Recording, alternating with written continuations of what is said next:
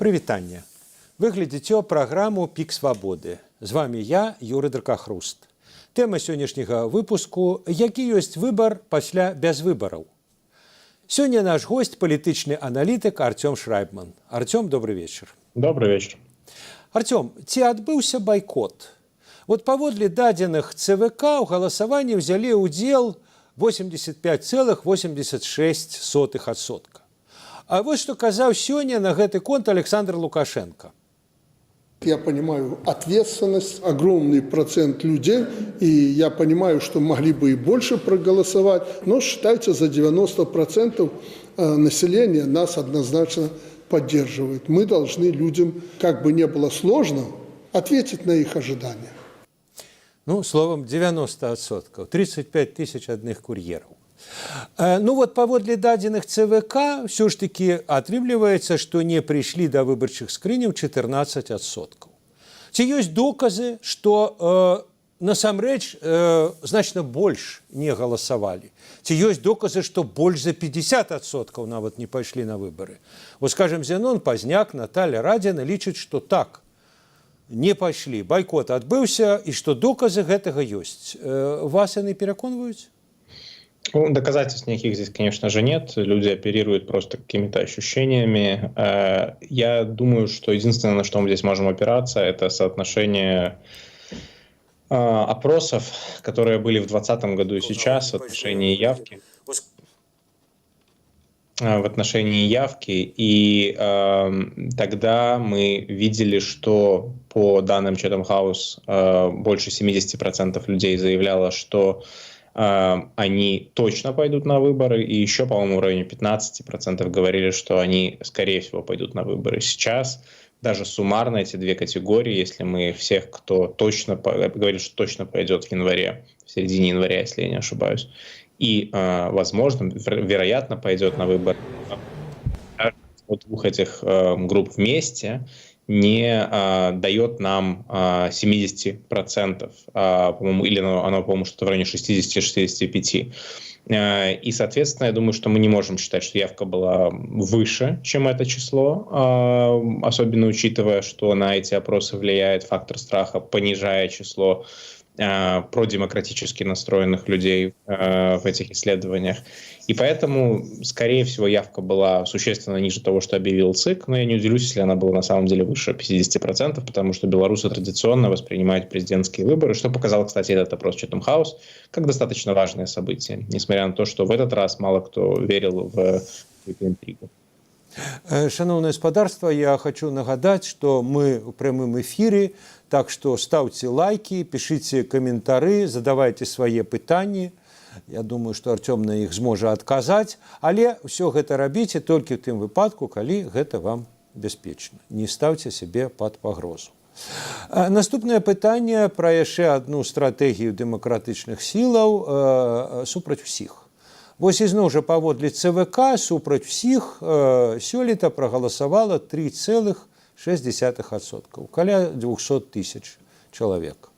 Дэмакратычныя сілы заклікалі менавіта да такога галасавання. Ці ёсць падставы, што галасоў супраць усіх было істотна больш? Я, дарэчы, хочу адзначыць, што эта колькасць неўхільна зніжалася паводле ЦВК ад кампаніі да кампаніі.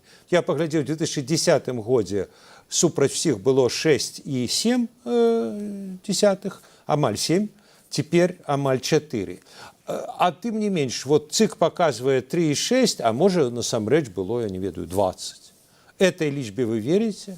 Нет, я не верю ни одной цифре, которую озвучил ЦИК, поэтому для меня эти цифры вообще странно вообще упоминать как точку отсчета какую-то. Ну, разве что мы можем следить, как меняется ЦИК.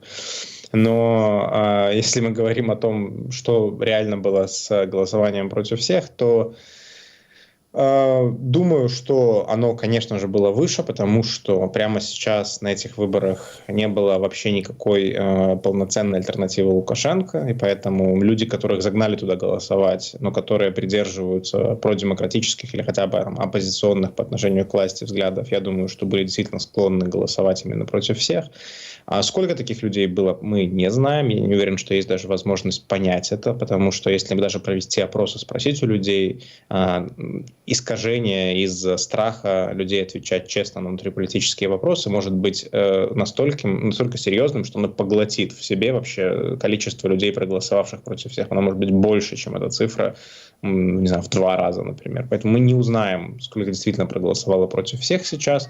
Я думаю, что тактика призыва против всех, вот здесь важно различать, что люди могли так сделать не по призыву. Я лично знаю людей, которые проголосовали, пошли, их там заставили против всех, но они не слышали, что Светлана Тихановская их к этому призывала, или Павел Латушко. Но думаю, что сам призыв скорее не удался, потому что мы видим, что по тем же данным Chatham House, которые я уже цитировал, больше половины продемократического электората, скажем так, то есть ядра сторонников демократических сил, или, там, скажем, их основная целевая аудитория, больше половины их решила не прийти на выборы. То есть они говорили, что они либо не пойдут точно, либо не планируют идти. И, соответственно, клич о том, чтобы нужно было прийти и проголосовать против всех, не был услышан или был проигнорирован большинством потенциальных сторонников Демсил. И это скорее говорит о том, что убедить всех не удалось, или докричаться до всех не удалось. Теперь про пэўную уже пасля выбарчую или пасля безвыбарчую, як заўгодна, інтрыгу, гэта ўрад. Учора былі агучаны афіцыйныя вынікі выбараў, і ўрад чыста фармальна паводле Канстытуцыі падаў у адстаўку.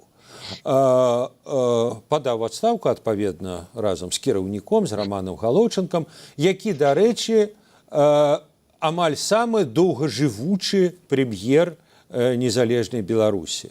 Да яго больш на пасадзе быў толькі Сергей Сідорскі, он займаў гэтую пасаду 7 гадоў, фактычна амаль 2 прэзідэнцкія кадэнцыі.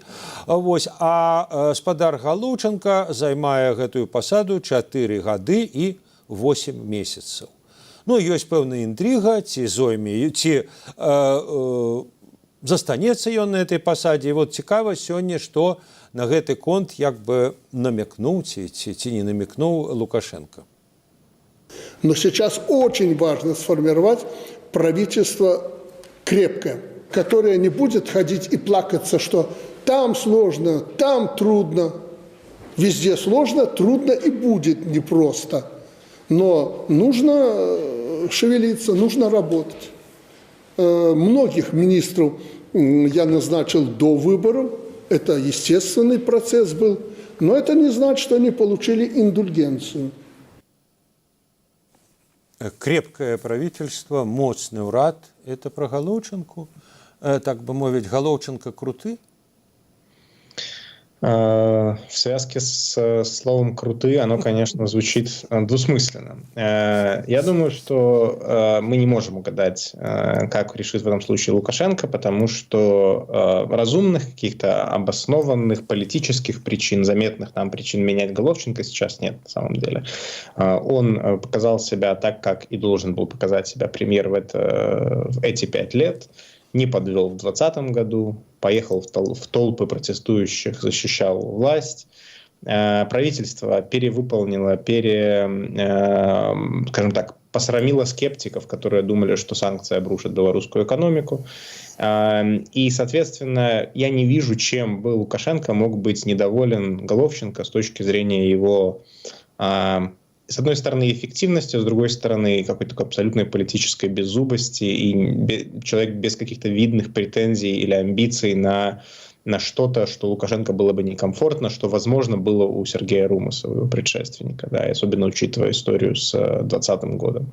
Поэтому разумных причин менять его нет. Единственное, почему Лукашенко может таких премьеров относительно успешных, или, скажем так, премьеров, которые ничем не вызвали гнев на себя, единственное, почему он может их менять, кроме какой-то рутинной ротации, это чтобы повесить на них какие-то экономические проблемы, да, которые складываются вне зависимости от премьеров, но удобно на них, на правительство, спихивать ответственность за экономические проблемы. Прямо сейчас для этого тоже странный момент был бы, потому что экономика-то как раз-таки наоборот последние годы растет, и вот прямо сейчас ожидается, что она уходит в стагнацию вслед за российской. Российский спрос на белорусские товары разного рода падают, российская экономика замедляется. Лукашенко об этом уже несколько раз сказал за последние пару месяцев.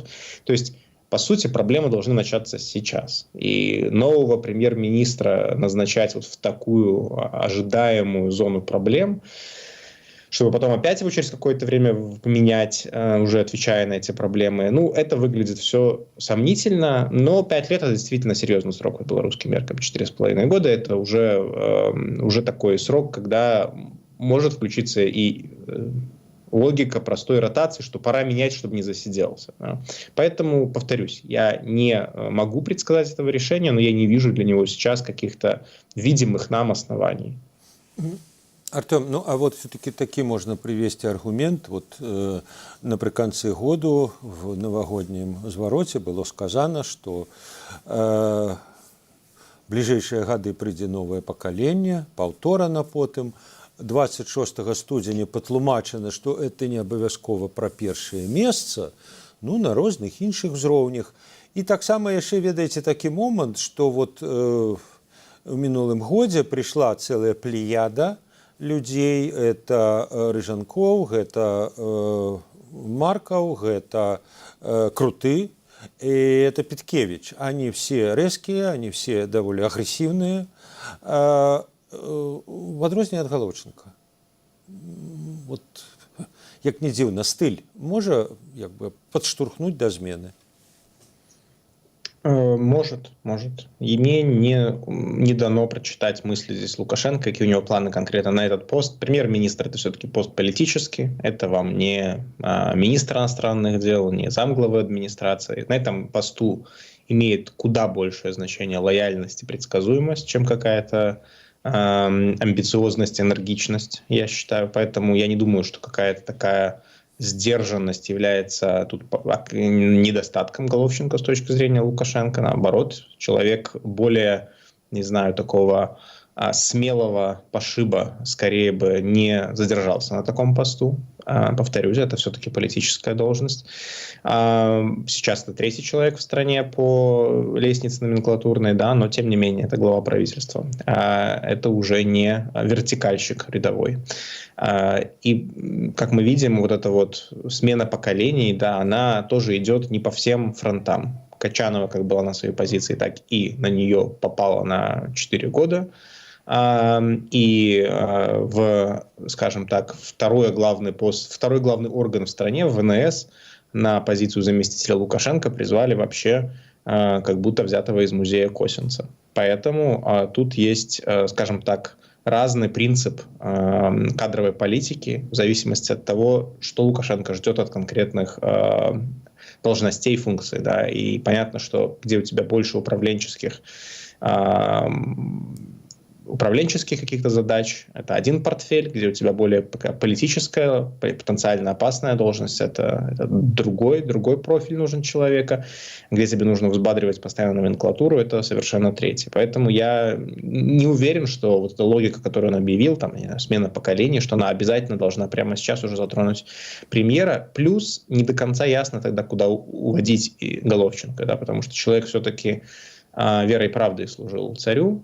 Наказывать его каким-то абсолютно понижением, недостойным его было бы унизительным. Ключевые должности в стране, администрация и главы палат парламента относительно недавно были заполнены. Да, то есть непонятно, куда его тогда убирать, да, и за что. То есть пока у меня это вызывало больше вопросов, но мы не можем никогда наверняка предсказывать такие сугубо субъективные персональные решения. Артем, вы уже пачалі адказваць на больш шырокае пытанне.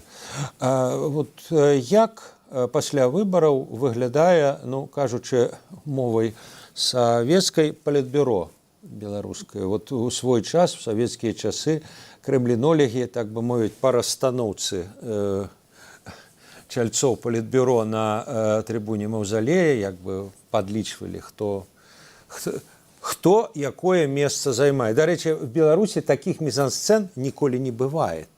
Вот яны ніколі не бывают вот в таком формате. Лукашенко проводит нарады, но они разом амаль ніколі не стоять. Но тем не меньше, вот вы уже сказали, другое место это Качанова. Оно как бы по Конституции, по форме, ці по сутности? В первую очередь по Конституции. Кто прямо сейчас, кого можно назвать вторым номером, повторюсь, сказать невозможно. И самое главное, что эти материи, как мне кажется, очень флюидны. Да? Сегодня это один человек, завтра другой человек. И здесь, мне кажется, все определяется доступом к уху и конкретными прямо сейчас персональной близостью Лукашенко с каким-то конкретным человеком. Я думаю, что это не обязательно должны быть люди в белорусском случае, которых я бы, наверное, даже правильнее называл не политбюро, а двором. И я вот не думаю, что в белорусском случае это обязательно люди, которые находятся на формальных должностях. Я, например, не думаю, что Головченко имеет больше доступа к Лукашенко, чем члены его семьи, чем мама Николая Лукашенко, чем некоторые бизнесмены, которые, очевидно, близки к семье, чем, например, Виктор Шейман. Да? То есть мы поэтому не можем мерить их вес и их влияние их формальными должностями, их визитками, условно говоря. Плюс я думаю, что их вес также зависит от той сферы, в которой Лукашенко принимает те или иные решения. Я, например, не думаю, что во внешней политике есть какие-то действительно влиятельные, приближенные, которые могли бы влиять на действия, курс к Лукашенко. По крайней мере, точно, на мой взгляд, их нет в Беларуси. Понятно, что в России таких немало людей. А что касается вопроса внутренней политики, тут снова-таки, я думаю, что условно в вопросах репрессий мы видим, насколько возвышается над всеми фигура шведа, которому доверяют и карать, и миловать, да, по сути. Он и репрессии подгоняет, является и двигателем, по сути, Генпрокуратура как орган, и ему же поручено, по сути, возглавлять комиссию по прощению. Она уже не только по возвращению, она уже по факту рассматривает и дела по помилованиям политзаключенных, одобряет их, и спортсменов допускает до соревнований и так далее. Я думаю, что Качанова и Питкевич тоже, наверное, имеют серьезный вес в вопросах кадровой политики, в вопросах внутренней политики, организации выборов. Но для меня загадка, кто из них влиятельнее ли их обеих Дмитрий Крутой или нет. Скорее нет, чем да, все-таки. Мы не видим признаков какой-то близости между ним и Лукашенко. Поэтому мы занимаемся такими огромными спекуляциями, но главный мой тезис здесь состоит в том, что может оказаться так, что на протяжении какого-то устойчивого такого периода времени, длительного времени, более влиятельными являются люди, не имеющие никаких постов, а, например, неформально курирующие какие-то направления, либо сектора экономики, либо направления внутренней и внешней политики, либо просто обладающие сиюминутным доверием Лукашенко. Шановні глядачі, я нагадаю, що ми в прямому ефірі, так що просьба, ставте лайки, пишите каментары, пишите пытанні, але толькі ў тым выпадку, калі гэта для вас бяспечна. Наступнае пытанне пра яшчэ аднаго персанажа сёлетніх выбараў, назовем их так, про Ганну Канапацкую. Выборы 2025 года часам параўноўваюць з выбарамі 2015 года, калі конкуренткай Лукашэнкі была Тацяна Караткевіч. Так вот, я нагадаю, Тацяна Караткевіч не павіншавала Лукашэнку тады з перамогай, а Ганна Канапацкая павіншавала і ў 2020 годзе, і цяпер. Але пры гэтым яна абвясціла, што яна і ёсць апазіцыя. Дарэчы, паводле ЦВК 1,86%. Это 109 тысяч голосов. Все-таки 109. Артем, так вот, Ганна Канапацкая, вот такая вот теперь внутри Беларуси и будет оппозиция только в таким выгляде? В белорусских электоральных практиках есть такая форма унижения. Давать кандидату меньше голосов, чем он якобы собрал подписей на этих выборах. Такое уже происходило раньше с некоторыми людьми, кого власть хотела демонстративно так размазать. Оппозиция в Беларуси сегодня, в сегодняшнем формате управления внутренней политикой, это слабо отличимая от системных политиков типа Гайдукевича материя. Да, и поэтому от того, что Анна Конопатская и телевидение, и Лукашенко будут ее называть оппозицией, это мало влияет на реальный ход политики. Это с таким же успехом можно назвать оппозицией, повторюсь, того же Гайдукевича, Хижняка, кто там есть еще, Воскресенского. Это не... Это уже все просто вопрос некого такого нового церемониала, где распределяются роли властью. Все-таки раньше какая-то инициативность в том, чтобы называть себя лидером оппозиции, она исходила из самих людей. Да? То есть можно было стать лидером оппозиции без того, чтобы власть тебя им назначила. Сегодня это сугубо вертикально управляемый процесс, поэтому отличие от Татьяны Короткевич здесь, мне кажется, разительное. Татьяна Короткевич не только не поздравила Лукашенко с победой, она признала, что она заявила, что он тогда не победил на выборах в 2015 году, она не признала его победу. Это был довольно смелый, по меркам ее кампании, это был довольно смелый тогда ход, и многие заволновались за нее. Я помню эту пресс-конференцию, когда она сказала, что она не признает победу Лукашенко. И прямо сейчас нет даже ничего подобного, поэтому для меня эти сравнения сугубо такие по внешним признакам, что называется. Я не думаю, что мы можем как-то компетентно рассуждать о мотивах Анны Конопатской, верит она хоть на секунду, там, что она делает что-то полезное, автономное, или это целиком там, игра по ролям, не знаю. Это прямо сейчас имеет очень маленькое значение, учитывая, что в отличие от кандидатов, которые там часто подозревались в таком спойлерстве раньше, имели хоть какую-то реальную общественную поддержку, у нас нет оснований думать, что у Анны Конопатской действительно есть какая-то общественная поддержка. То есть у этого просто нет никаких внешних признаков. Очередей к ней не выстраивалось. И даже встречи с трудовыми коллективами, прости господи, ей помогала проводить администрация госпредприятий. Но когда у вас администрация госпредприятий собирает трудовой коллектив в актовом зале этого госпредприятия, чтобы они вас послушали, мы можем, конечно, еще долго обсуждать ее оппозиционность, но, по-моему, все здесь довольно очевидно. Артём, наступнае пытанне пра ізноў жа больш шырокі кантэкст, але ўжо на другім непраўладным баку. Вот я паглядзеў роўна год таму, у лютым 24-го году, мы гэтак жа з вами гутарылі, і я вам задаваў пытанне: вот ці бачыце вы нейкія прыкметы, парасткі некай, хай не палітычнай, грамадскай актыўнасці, хай нават не скіраванай бок там супраць улады, хоць вот нейкая, хоць штосьці. Вот праз год вы можете сказаць нешта большее, чым тады?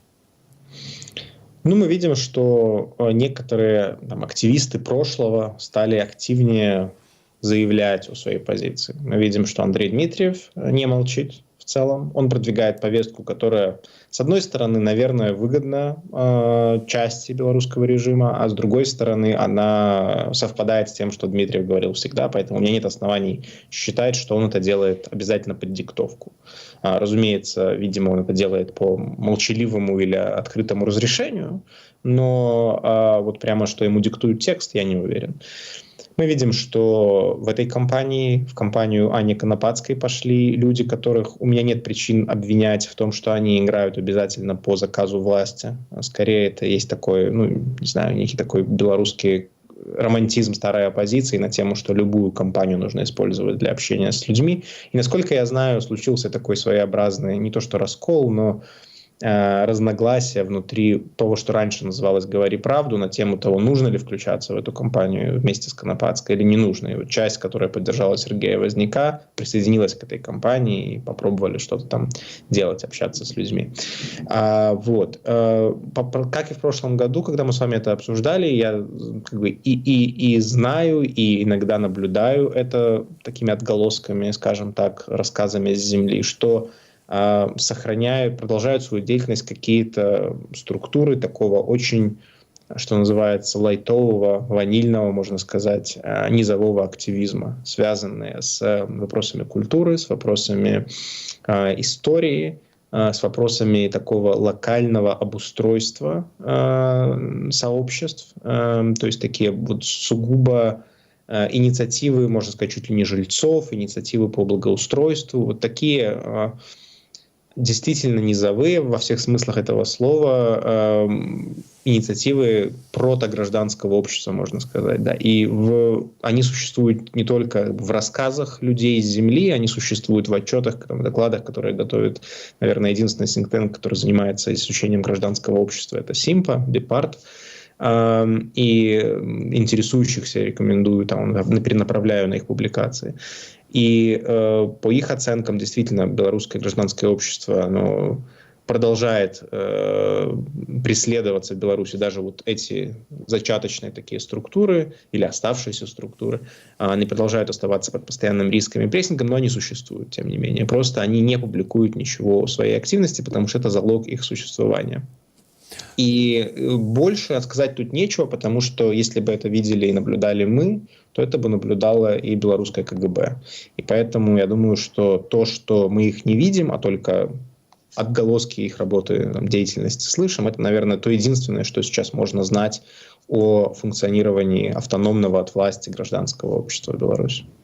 Артем, такое невеличкое удокладнение мне доводилось читать, чуть аналітыку, што в этом сэнсе больш такія актыўныя працэсы адбываюцца сярод зусім маленькай, зусім юнай моладзі, в першую чаргу тиктоку, таму што калі чалавеку было 10 гадоў у 20-м годзе, зараз ему уже 15, для яго это што 20-й год, што пунічныя войны, прыкладна одно и то ж, и это поколение, я чуў такую версию, что оно у меньшей ступени травмаванае гэтым страхом, и тому, как-то развивается, как-то коммуникуя помеж собой. У вас есть подтверждение такой версии? Безусловно, есть множество таких инфлюенсеров в белорусском ТикТоке. А ТикТок — это самая, наверное, популярная платформа сегодня в Беларуси. И многие из них работают не только, причем, с молодежной аудиторией, но в основном с аполитичной аудиторией. И молодежь в Беларуси традиционно довольно аполитична. И там есть в том числе люди, которые делают то, что можно назвать уличными опросами, проводят какие-то медийные кампании, можно это назвать, в каком-то смысле. Они работают со своей аудиторией как стандартные блогеры. То есть, безусловно, в Беларуси есть немало блогеров, не все из которых замазались сотрудничеством с властью. Просто у этого пока, на мой взгляд, нет какого-то политического измерения, и это, соответственно, проходит вне моего поля зрения. Но люди, которые исследуют белорусское такое поле инфлюенсеров, в том числе и в ТикТоке, конечно же, говорят, что там существует целый отдельный мир. И из-за того, что алгоритмы ТикТока, по крайней мере, позволяют потреблять в том числе и критический власти контент, к отношению к власти контент, не подписываясь на него, он просто попадает тебе в ленту, там, скажем так, чуть меньше фактор страха в этой соцсети, действительно. Что-то сказать больше на эту тему я не могу, потому что просто не знаю, действительно, не являюсь специалистом, но понятное дело, что люди, которые не живут в парадигме, вообще в контексте информационном этих репрессий, они, естественно, будут больше склонны к каким-то экспериментам. Просто я думаю, что довольно быстро если они переходят какие-то красные линии, им об этом власть четко намекает. И мы видим периодически эти истории, когда кто-то жалуется на какие-то социальные проблемы, и изредка их решает власть, но чаще всего этих людей потом заставляют записывать повторное видео, что все разрешилось, извините, я не давал разрешения экстремистам перепощивать мой контент, и вообще я люблю нашу страну. Артем, пришло питання в наш чат, оно про попереднюю нашу гутарку. Уважаемый Артем, о чем пытались общаться с людьми Возняк и прочие старые? О смене власти? Из того, что я слышал от них самих, я, разумеется, не наблюдал их пикеты, которых вообще в этот раз было очень мало, судя по всему. Конкретно Возняк двигал идею того, что нужен общественный диалог, помилование, широкая амнистия политзаключенных, возможность для возвращения людей из рубежа, которые выехали по политическим мотивам. Конопатская тоже пару раз к этой теме обращалась. И это, наверное, все. Это, наверное, все, что я знаю, по крайней мере, по этой теме. Думаю, что Шумченко мог рассказывать, как лидер инициативной группы Конопатской, мог рассказывать еще и что-то о правах предпринимателей и каких-то не тех регуляциях, которые принимает власть, которые нужно было бы отменить, свободе бизнеса, но здесь я сугубо спекулирую.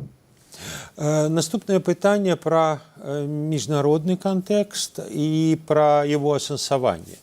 Вось у студзені сёлета быў апублікаваны даклад Амерыканскага інстытуту вывучэння вайны «Ціхая заваёва России. Беларусь».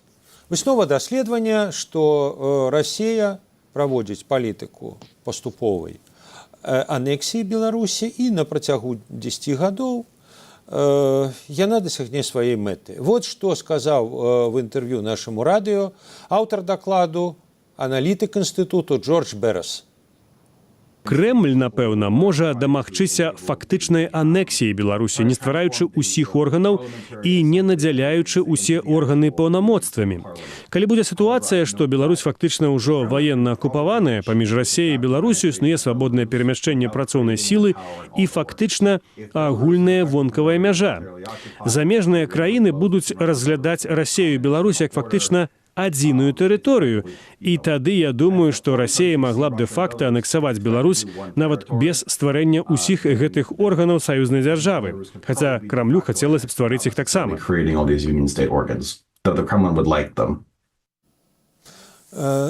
Некаторыя, в прынцыпе, і зараз лічаць, што Беларусь ужо акупаваная, як мы памятаем, спадар Латушка выказваўся яшчэ ў 22-м годзе, некаторыя лічаць, што ўжо анексаваная. А як вы ацэньваеце аналіз і высновы гэтага даклада?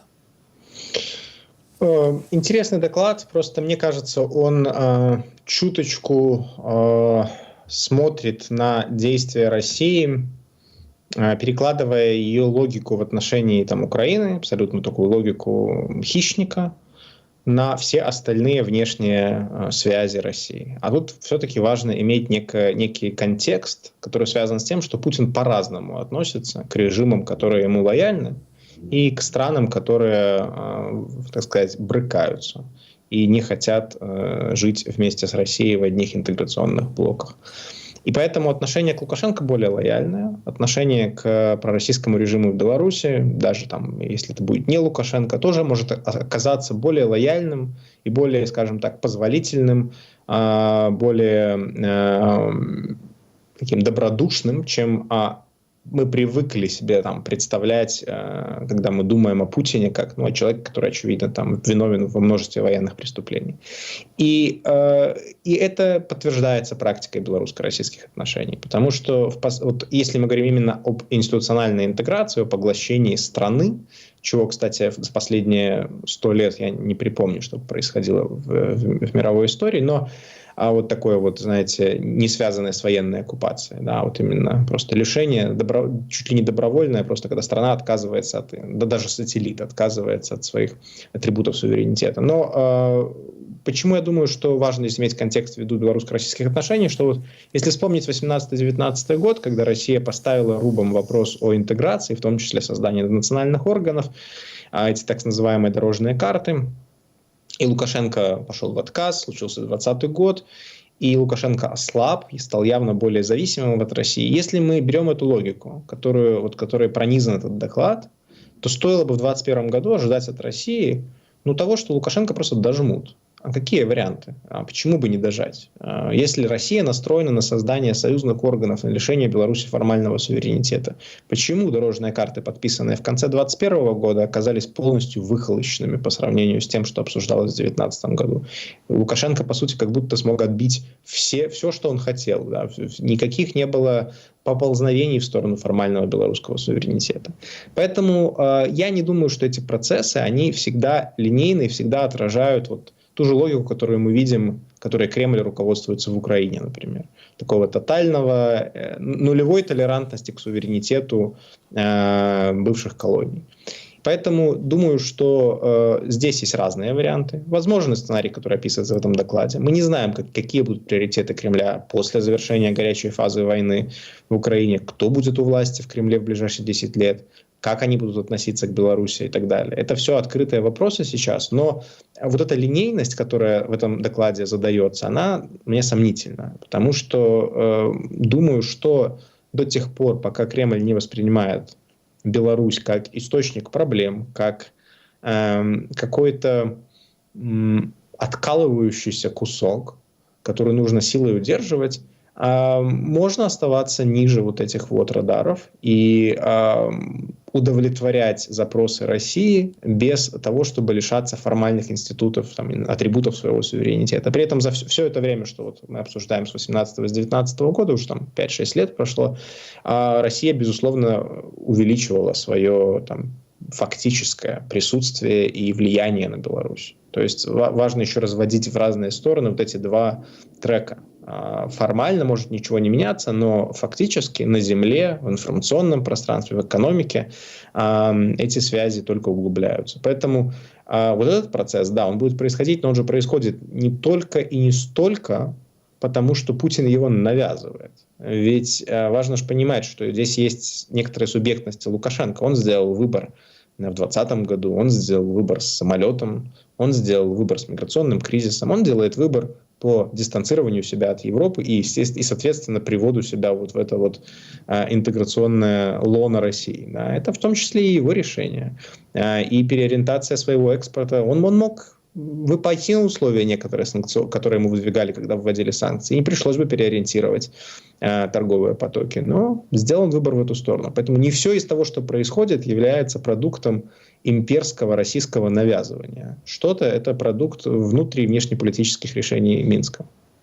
Артем, вось працяг выказывается думка, вот была адпаведная публікацыя в «Медузе», калі вы памятаеце, што падчас пасля мірных перамоваў, якія хутчэй за ўсё прынамсі паспрабуюць правесці, Расія можа прапанаваць Трампу, што ну вот добра, мы ва Украіне не будем браць все, што нам хацелася б, ну вот, каб скампенсаваць траўму, так бы мовіць, давайте мы уже і Беларусь тогда заберем, як бы, чтоб хоць штосьці. Вы верите в магчымасць, па-першае, што Путин гэтага запатрабуе, а па-другое, што Трамп это задаволіць? А что в этом сценарии делает Трамп? Вот можете мне ту логику продлить? То есть, допустим, такая сделка заключена, и Трамп что? Берет Беларусь из своего загашника, она же у него находится, правильно, в этом сценарии, и передает ее Путину. Но мне кажется, мы уже вот на этом этапе должны понять некоторую алогичность. Трамп просто говорит, up to you, робите, что хотите. Мы не будем вмешиваться. Да, а если вот Путин сделает, что хочет, не спрашивая Трампа, то Трамп пришлет авианосцы защищать Беларусь, да, или каким-то образом убедит Европу помолчать на эту тему. Это все такие, знаете, материи абсолютно... Они для меня фантазийные даже не только потому, что они подразумевают, что весь западный мир по струнке выстроится и будет исполнять указания Трампа в отношении там, российских территориальных приобретений в Европе. Ладно, давайте мы это опустим. Самое главное, что это какой-то очень странный размен для России. Потому что таким образом Россия может сказать, а давайте мы вы там, условно говоря, оставляйте себе Украину, а мы Абхазию себе заберем. Ну вот это примерно соизмеримое достижение для Путина. Да? Беларусь и так находится под военно-политическим доминированием, если не сказать контролем России. Что конкретно является здесь приобретением Кремля? То, что Запад не сопротивляется аннексии, так Запад и так не может этому сопротивляться. У Запада нет рычагов даже поддержать Украину, которая сопротивляется. А уж тем более, каким является альтернативная реальность? Какой является альтернативная реальность, где Запад что делает? Посылает войска защищать Беларусь? Это и так в распоряжении Путина. И поэтому думать, что он может... что называется, купить у Трампа товар, которого у Трампа нет. Ну, нет, Трамп, конечно, мастер сделки, мы знаем, но мне кажется, что я бы так даже Путина не недооценивал, что он просто удовлетворится, повторюсь, тем, что у него уже есть, причем не только фактически, но и в глазах своего собственного электората. То есть эта же тема, она даже не работает как компенсация. Что конкретно Россия приобрела в этой истории? Беларусь, которая и так была в российской сфере контроля. То есть в чем как бы компенсация? Вот, поэтому, ну, это была бы, наверное... Ну, въехать в Минск на белом коне, я не ведаю. Кто мешает? Тихановская с Трампом мешают? Или кто мешает это сделать Путину, если он так сильно этого хочет? Или Трамп скажет Лукашенко... Белорусский народ перешкоджает. Ну вот за его волю и за нашу субъектность, да, белорусского народа Трамп не отвечает. Поэтому я и говорю, что это общение с абсолютно то, что в праве называется с негодным субъектом. Это не человек, который может такие решения принимать. Артем, і яшчэ одно пытанне ўжо пра захад, які, як вы патлумачылі, абараніць беларускі суверэнітэт не надта можа, а што можа? Вот на днях з'явіўся даклад аб дылемах еўрапейскай палітыкі адносна Беларусі Нідерландскага інстытуту міжнародных адносінаў. Там аўтары, дарэчы, кажуць дзякуй вам, у тым ліку. Там цэламу шэрагу экспертаў, але вам таксама. І таксама днямі на сайце агентства Bloomberg з'явілася цікавая аналітыка іх калумніста Марка Чэмпіана с высновай, што санкцыйная палітыка правалілася, санкцыйная палітыка не працуе. Ну і вот этот нідерландскі цэнтр прыкладна прыходзіць да падобных высноваў. Вот прыгадваецца, што увесну летась, таксама прыкладна год таму, вы апублікавалі свае прапановы наконт перагляду стратэгіі захаду адносна Беларусі. Ну так што, вот вас пачулі, так бы мовіць, вы сказалі, пераглядайце, а не сказали, добра, Артем, ну раз вы кажете. Конкретно эти публикации, скажем так, я там действительно вижу, простите за нескромность, некоторое влияние своих текстов, ну хотя бы потому, что на них ссылаются прямо и в одном и во втором, и мы с авторами общались. То есть, и поэтому в случае с длинным докладом Нидерландского института Клингендейл, я там был одним из, не знаю, можно назвать рецензентов или нет, ну, короче говоря, консультантов, можно сказать, в производстве этого доклада. Хотя, конечно же, сугубо авторские там выводы, и не совсем я на 100% согласен, что в итоге вошло в доклад. Но я не вижу здесь чего-то революционного. Клингендейл, как институт, всегда был на стороне скорее того, что называется внешнеполитическим реализмом. Я бы помещал здесь в кавычки слово «реализм». Но Клингендейл – это такой довольно такой давний институт с традициями вот именно такого подхода к внешней политике, который, кстати, очень сильно диссонирует с официальной позицией Нидерландов, что любопытно, потому что все, что писал Клингендейл по Беларуси, оно вот в таком русле очень прагматичном, скажем так, по сравнению с позицией их столицы.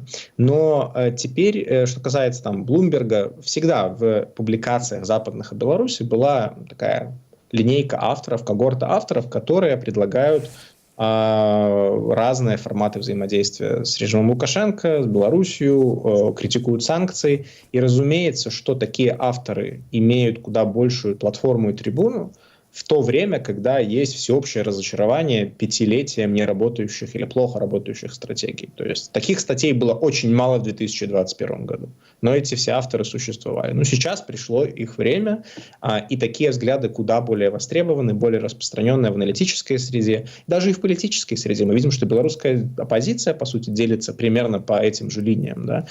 Но вот эти общественные дискуссии, экспертные дискуссии, которые, повторюсь, на уровне экспертов, кстати, всегда эта точка зрения, она была куда более распространенная, чем среди политиков. И я, честно говоря, знаю очень мало экспертов, которых, там, политологов, международников, которые уповали на санкции как на чудодейственную какую-то палочку и считали, что она поможет решить ситуацию в Беларуси. Ну, я к ним точно не отношусь, не знаю, Юрий, мне кажется, вы к ним не относитесь, и многие белорусские публицисты и политологи с очень таким осторожностью или скепсисом изначально относились к этому. А артикул отповедный у меня есть в моем присуде. За заклики до санкций. Хотя нібито не закликал, ну неважно, ну что ж. Да, смешно, когда еще смешнее, что эти аналитики Тихановской Усова со ступеней записали. Это, конечно, злая ирония от белорусского режима.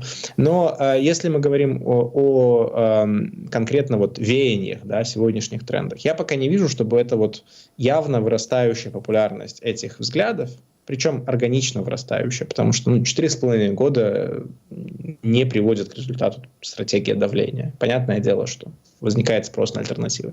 Так вот, она пока не проникает, это линейка аргументов, она пока не проникает в принятие решений. То есть мы видим, что есть отдельные страны, политика которых по Беларуси там, прагматизируется или там, меняется, или она отступает от европейского мейнстрима. Есть Венгрия, есть Словакия, которая по некоторым слухам тоже может прислать посла в Беларусь. Но в остальном, остальные страны, мы не видим никаких признаков того, что их политика хоть как-то качается в эту сторону. Мы видим, что, несмотря на то, что Лукашенко как минимум полгода активно по его меркам посылает сигналы в виде помилований политзаключенных в первую очередь, но не только их. Мы видим, что санкционная политика не только не отражает какое-то там, нащупывание возможностей диалога, а наоборот, санкции вводятся новые, постоянно, регулярно. Прямо сейчас обсуждается новый пакет санкций к годовщине войны, где опять на Беларусь будут вводиться санкции вместе с Россией. А были и отдельно от России, связанные с годовщиной выборов 2020 года и так далее. То есть мы видим, что все эти дискуссии не проникают на уровень политики. И вот это для меня это интересно. Почему? Потому что раньше все-таки это шло в синхроне, в некотором. Да? В 2014-2015 году эти дискуссии в итоге привели к смене политики. А я думаю, что все-таки здесь мы имеем принципиально другую ситуацию, когда уже у decision-makers, что называется, у лиц, принимающих решения на Западе, либо пропала вера в то, что Беларусь субъектна, и что нужно иметь какую-то отдельную политику по Беларуси, война все-таки заслонила все остальные возможности для люфта и для какой-то гибкости политики. И поэтому, что бы вы ни предлагали, в этих статьях содержится множество полезных советов, множество советов, под которыми я могу подписаться. По разморозке мобильности, визам, поездам и так далее, по большей гибкости санкционного механизма, по дорожным картам, связанным с возможным снятием каких-то санкций в обмен на конкретные большие уступки режима. Ничего из этого даже не двигается с места в западных столицах, потому что прямо сейчас политическая воля заморожена войной, относительной такой нерелевантностью Беларуси, потому что ее не воспринимают как самостоятельного субъекта. И вот это принципиальная для Лукашенко и для лоббистов вот этого подхода принципиальная проблема. Очень сложно объяснить Западу, почему ему сейчас нужно вообще Белоруссию как-то, по-белорусски говоря, опекаться. Артем, а вот один из наших глядачоў піша вам за увагу, пярэчанне. Уважаемый Артем, что это значит, когда вы говорите, санкции не работают? Польша была под санкциями 9 лет, и 9 лет не работали. ЮАР была под санкциями десятки лет. От санкций нужно перейти к чему? Санкции не работают для смены белорусской власти. У санкций есть множество функций, некоторые из которых они выполняют частично. Например, сигнализирование другим странам мира о том, как себя нельзя вести. Например, ограничивание потока денег в Беларусь и к белорусскому режиму, потому что если бы санкций не было, то Лукашенко был бы просто такой же Лукашенко, просто богаче. Эти функции санкций худо-бедно, но выполняют. Функцию смены власти и смены поведения режима они пока не выполняют. При этом в вопросе смены поведения, я хотел сказать, что в вопросе политзаключенных определенная роль у них есть. Их традиционно получалось менять на политзаключенных в прошлом. И сейчас я не думаю, что если бы в отношении Беларуси вообще не было санкций, то Лукашенко бы задумывался о помилованиях политзаключенных. То есть все-таки, на мой взгляд, эти вопросы худо-бедно, но связаны. Если бы белорусская ситуация была, скажем так, сведена до ситуации Азербайджана или Египта, где никаких санкций за политзаключенных нет, то Лукашенко бы не имел никаких стимулов от этой проблемы избавляться. То есть здесь, скажем так, не прямая, можно сказать, кривая связь, но она существует. Но санкции не приводят к тому, о чем заявляли, когда их вводили. Да? Они не приводят к тому, чтобы режим проводил свободные выборы, шел на диалог с обществом и так далее, и так далее. И я не уверен, что могли изначально, учитывая, что в нашей ситуации эти санкции, они вводятся меньшинством стран мира. Они введены десятками стран, примерно 40-50 странами мира. А еще есть 150. А самое главное, что есть Россия, которая этот режим кормит.